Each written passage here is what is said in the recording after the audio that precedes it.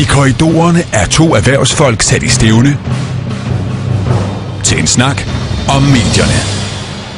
Jeg ved ikke, hvor mange gange jeg har haft lyst til at sidde der og sige, så sig dog for helvede, hvad du mener.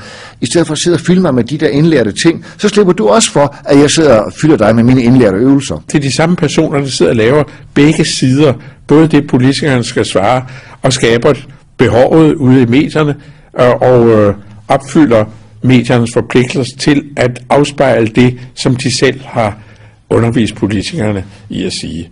Det er ikke så heldigt. Det er faktisk meget uheldigt.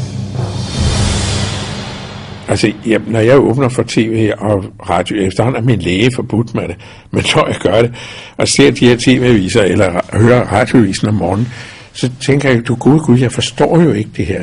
Altså, dybt set forstår jeg ikke, hvad der bliver sagt. Jeg er ikke, nu skal jeg sige noget pænt om mig selv, jeg er ikke udpræget dum. Altså, det er så meget, jeg ved. Jeg kan egentlig godt forstå ret meget, men det der kan jeg ikke forstå. Jeg kan simpelthen ikke forstå de der forenklinger. Og det er ikke mig, der er noget galt med, som sagt. Det er, fordi der ikke er noget at forstå. At forståelsen er taget ud af det. Fordi det er i nuanceringen af forståelsen ligger. Det er ikke i one-linernes. Hvis man fandme kommer til at løfte øjenbrynene, så bliver det fortolket. Hvorfor gør han det? Ja, ser han ikke træt ud i dag? Har han alkoholproblemer? Var der ikke noget, han skulle skilles? Og det er meget minimalistisk, det der foregår på sådan, og så bliver det meget styret, hvis det er minimalistisk. Så skal man tænke over, du må ikke hæve øjenbrynene for helvede. Du skal være udhvilet, så tror folk, du er ved at blive skilt. Du må ikke savle her, så tror folk, du har et alkoholproblem. Og den der styring af tingene, og så har du gæster i studiet, de må kun være der 1 minut og 30 sekunder, og der skal løse alle FN's problemer på 1 minut og 30. Derfor er det helt nærmest aftalt, og hvis det ikke er aftalt, så kender vi jo hinanden så godt, du der politiker og jeg, at vi har prøvet det før. Det er i virkeligheden noget, vi gør for at nå det, vi vil begge to. Jeg vil sidde her og tjene nogle penge, og du vil genvælge som politiker. Og de diskussioner, vi har i fjern, jeg har selv deltaget i nogle af dem, som er fuldstændig halsbrækkende, hvor jeg så ved af erfaring, nu gælder det om at sige noget i en fart, og helst sådan, så det lyder godt, ikke? Men når det så holder op, når de så holder op, så bliver der meget mørkt og stille, ikke? Så er det egentlig ikke afklaret noget som helst. Ofte er det så to, der bliver sat sammen til at skændes med hinanden, og det bliver endnu mere uklart.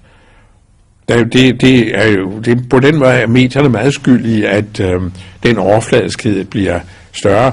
Og så bliver det en ond cirkel, fordi medierne leverer sig selv deres såkaldte spindoktorer, som jo er propagandister til politikerne.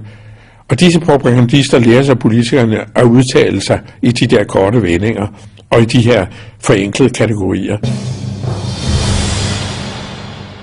Det er fuldstændig idéforladt. Altså, jeg kan ikke se ideen nogle steder. Enten er jeg ved at miste forstanden, eller også er dem, der producerer fjernsyn, der har mistet forstanden. En af os har mistet forstanden.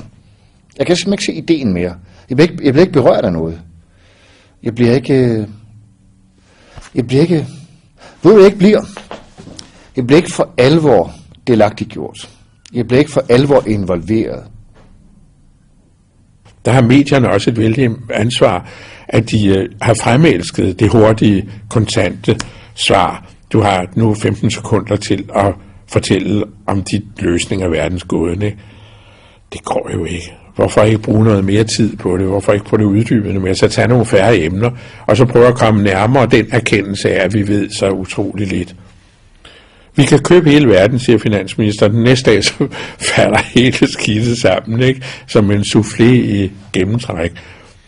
Altså, som siger, det var altså hans viden, det var, at vi kunne købe hele verden. Det eneste, der var i vejen med det var, at det ikke passede. Jeg har ikke den snobbede tilgang til tv, der skal sidde kloge mennesker og sige kloge ting. Der må godt sidde folk, der er mere jævne, som jeg jo selv er, og sige jævne ting, hvis jeg bare på en eller anden måde bliver berørt af det. Men jeg vil ikke berøre af en skid af det, der foregår der i disse dage. Og nu skal jeg passe på ikke at tordne mod min tidligere métier, for jeg kan jo stadigvæk godt lide fjernsyn på mange måder. Jeg har kæmpet for, også da jeg sad som magtfaktor i noget af fjernsynet, kæmpet for en folkeliggørelse af dette massemedie. Alt andet er idiotisk. Men jeg synes godt nok, at der er meget lidt at komme efter. Man kan sige, der er ingen af os, der ikke har 40 kanaler. Jeg tror, der er 12 eller 16 danske kanaler. Der er simpelthen ikke talent til at fylde 24 timer på 16 danske kanaler. Og derfor er det meget utalent. Se portrætter.